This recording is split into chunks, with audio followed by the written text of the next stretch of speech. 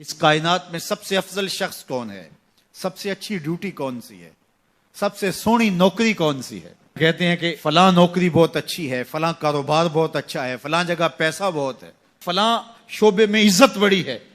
لیکن آؤ حضور سے پوچھتے ہیں سب سے افضل کون ہے، سب سے اشرف کون ہے؟ تو میرے حضور نے فرمایا خیرکم من تعلم القرآن وعلمہ، تم میں سب سے افضل وہ ہے جو قرآن سیکھتا ہے اور اوروں کو سکھاتا ہے. سب سے اشرف، سب سے اچھی نوکری، سب سے اچھا کام، سب سے بہتر وظیفہ اس کا ہے جو قرآن خود بھی سیکھتا ہے اور اوروں کو بھی سکھاتا ہے.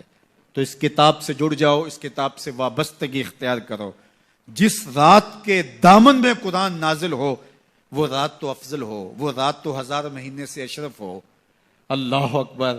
تو پھر مجھے بتاؤ کہ جو قرآن کو اپنی روح میں بسا لے، جو اپنے اعمال کو قرآن کی تعلیمات کے تابع کر دے، جو اپنے دنوں کو قرآن کے اجالوں میں گزارے، اپنی راتوں کو قرآن کی تلاوت میں بسر کرے، دن کی تنہائی میں اور رات کے اجالوں میں قرآن پڑھے، بتاؤ وہ کتنا اشرف ہوگا.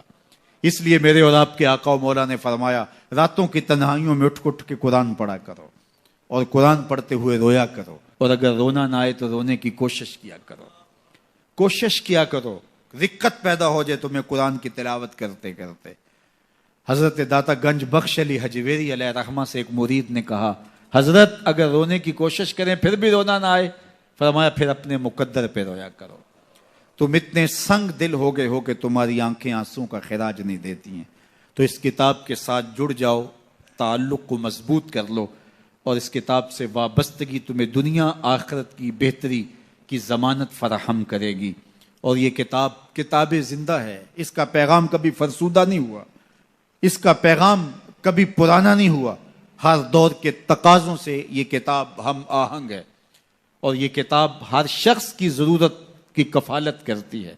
اور پھر اللہ نے اس کو اتنا آسان کیا ہے، اتنا جامع بنایا ہے کہ ہر طبقہ زندگی کے شخص کے لیے قرآن کافی ہے، ہر شخص کی ضرورت کا کفیل ہے.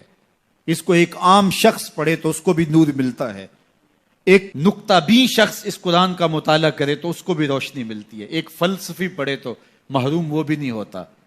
جو بھی اس قرآن سے پڑھے، دیکھیے کچھ کتابیں ایسی ہوتی ہیں وہ بچوں والی ہوتی ہیں، جو پڑھے لکھے لوگ ہیں ان کی کوئی دلچسپی وہاں نہیں ہوتا، الف انار اور بے بکری میں انہیں کوئی دلچسپی نہیں ہوتی. اور جو بڑی کتابیں ہیں بچوں کی سمجھ سے ورا ہوتی ہیں. لیکن یہ واحد قرآن ہے، جس طبقے کا شخص بھی پڑھے، ان پڑھ پڑھے تو اس کو بھی نور ملتا ہے. میں دیکھتا ہوں تلاوت چل رہی ہوتی ہے اور تلاوت عربی میں ہے، اور بندہ عربی جانتا نہیں ہے وہ بھی جھوم رہا ہوتا ہے، اس کو بھی حظ مل رہا ہوتا ہے. یہ کتاب ہر طبقہ زندگی کو روشنی دیتی ہے. یہ قیامت تک آنے والی انسانیت کے لیے رشد و ہدایت کا صحیفہ ہے. اس کتاب سے جڑ جانے سے بلندیاں نصیب ہوتی ہیں. جس رات کو یہ کتاب اترے وہ رات تو لیلۃ القدر کہلائے. اور جو شخص اس کتاب سے وابستہ ہو جائے اور اس کتاب کو اپنی روحوں میں سمو لے، وہ ذی قدر کیوں نہیں ہوگا، وہ عزت کا مالک کیوں نہیں ہوگا، وہ شانوں اور عظمتوں کا مالک کیوں نہیں ہوگا. تو آئیے میں اور آپ اس رات کی ان خوبصورت پہنائیوں کے اندر اور ان حسین لمحوں کے اندر کتاب اللہ کے ساتھ جڑنے کا عزم کر کے اللہ کے حضور دعا کے لیے ہاتھ پھیلائیں کہ اے اللہ ہمیں اس کتاب کے ساتھ جوڑ دے. یہ کتاب زندگی بخش ہے، اللہ پوری امت کو اس کتاب کے ساتھ جوڑ دے. اقبال کہتے ہیں فاش می گوئم آنکھ در دل مزمرست این کتابیں نیز چیزیں دیگرست. جو میرے اندر چیز چھپی ہوئی ہے اس کو کھل کے اگر بتاؤں، یہ کتاب نہیں، یہ کوئی اور ہی شے ہے. یہ زندگی بدل شے ہے، یہ حیات ساز کتاب ہے، یہ زندگی کو روشنی اور اجالوں سے بھر دینے والی کتاب ہے، یہ پستیوں سے اٹھا کے بلندیوں تک پہنچانے والی کتاب ہے. اس کا حرف حرف روشنی ہے، اس کا لفظ لفظ اجالا ہے. یہ زندگی کو زندگی کا حقیقی نور دینے والی کتاب ہے. اس سے جڑنے والے کبھی محروم نہیں ہوتے، سرخرو اور سربلند ہوتے ہیں.